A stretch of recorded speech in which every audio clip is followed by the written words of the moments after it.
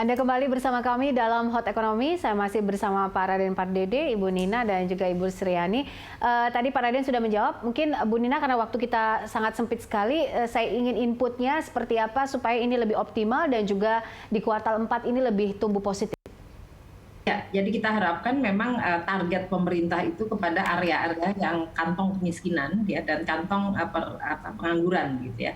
Jadi dan itu adalah memang perdagangan hotel, restoran di perkotaan yang tadi disampaikan negatif terbesar itu ada di transportasi, iya, karena memang pariwisata itu yang paling terkena ya. Jadi orang nggak berani jalan ya, walaupun pakai mobil sekalipun ya itu terbatas kan, artinya masih mobil pribadi itu ya sedikit lah yang punya, harusnya kan transportasi bus dan sebagainya.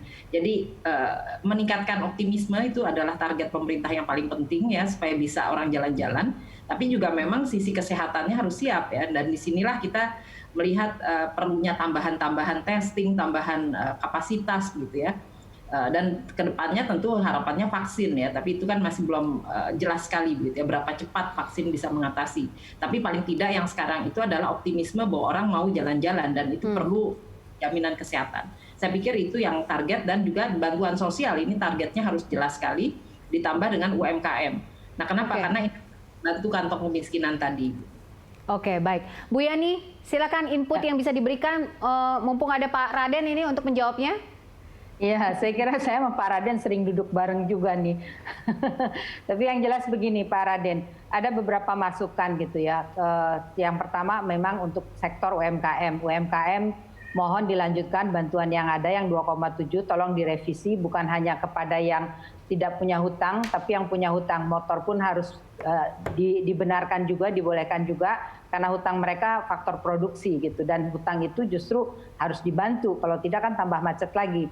Dan juga diperluas datanya begitu. Kemudian itu yang pertama untuk UMKM. Terus kemudian untuk UMKM saya kira perlu juga pendekatan supply chain, dalam artian begini, bahwa saya lihat Pak Erik di BUMN sudah lakukan, tapi akan lebih bagus misalnya bahwa perlu evaluasi sementara e-procurement itu dilonggarkan untuk UMKM dalam sementara waktu COVID, apakah 1 tahun ke depan sampai benar-benar ekonomi pulih. Karena bagi UMKM kalau mau masuk ke BUMN, BUMD harus melalui e-procurement, itu persoalan tersendiri.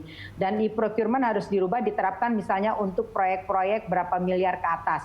Di bawah itu untuk UMKM saya kira perlu dilonggarkan.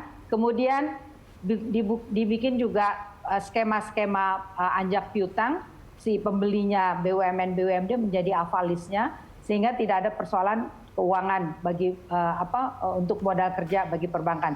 Jadi selain modalnya disiapkan, pasarnya juga disiapkan, dan keuangannya juga disiapkan. Itu pendekatan untuk UKM-UKM yang saya kira sebenarnya banyak dan bisa dimanfaatkan oleh BUMD, BUMN, APBD, dan APBN. Itu fokusnya ke UMKM gitu.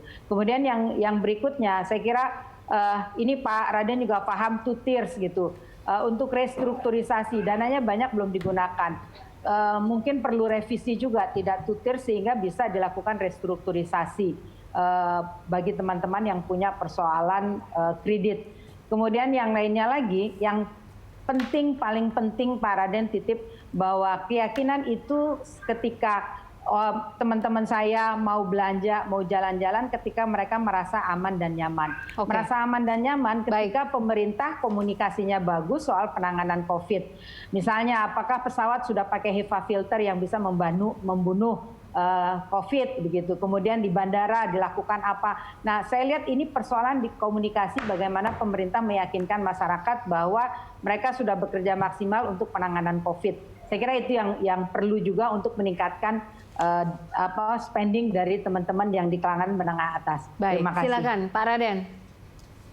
Makasih nih masukannya Mbak Nina dan juga Mbak Yani ini. Saya sudah catat tadi dari Mbak Nina tadi itu, dari Mbak Yani saya sudah catat 5 nih.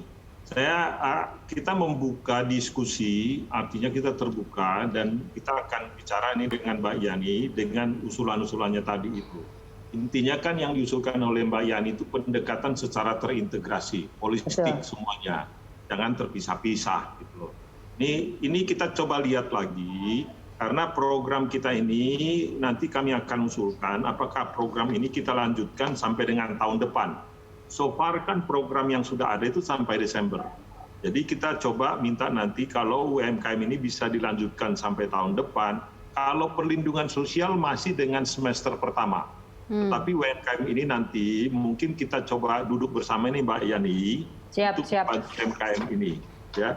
Tapi intinya tadi itu artinya pemerintah sekarang ini membuka diri lah untuk terus memperbaiki diri, ya, memperbaiki diri. Tidak ada yang sempurna, kita memperbaiki diri dan kita akan mengusahakan tadi bahwa bagaimana membantu yang menengah ke bawah. Memang itulah tugasnya pemerintah, ya. Itu kita sudah lakukan program di pemulihan ekonomi nasional. Kalau kita lihat belanja di perlindungan sosial maupun UMKM itu bahkan ditambah, ya. Kita harapkan tahun depan kalau boleh memang UMKM ini kalau bisa dilanjutkan masih bagus, minimum sampai dengan pertengahan tahun depan. Karena harapan kita di pertengahan semester tahun depan, semester kedua tahun depan atau tahun depannya lagi, kalau tadi kita sudah berhasil dengan vaksinasi, maka harapan kita tadi pemulihan kepercayaan itu ada dan itu akan dibarengi dengan pemulihan ekonomi. Jadi masukan-masukannya tadi kami akan terima, saya sudah catat tadi dan saya janji akan ketemu dengan Mbak Yani ini dan Mbak Nina sekaligus, ya. Baik, ditunggu. Terima kasih Pak Raden. Kita harapkan semuanya juga bisa tumbuh optimis sehingga ekonomi bisa terus bergerak lagi begitu ya di kuartal 4 hingga akhir tahun 2020.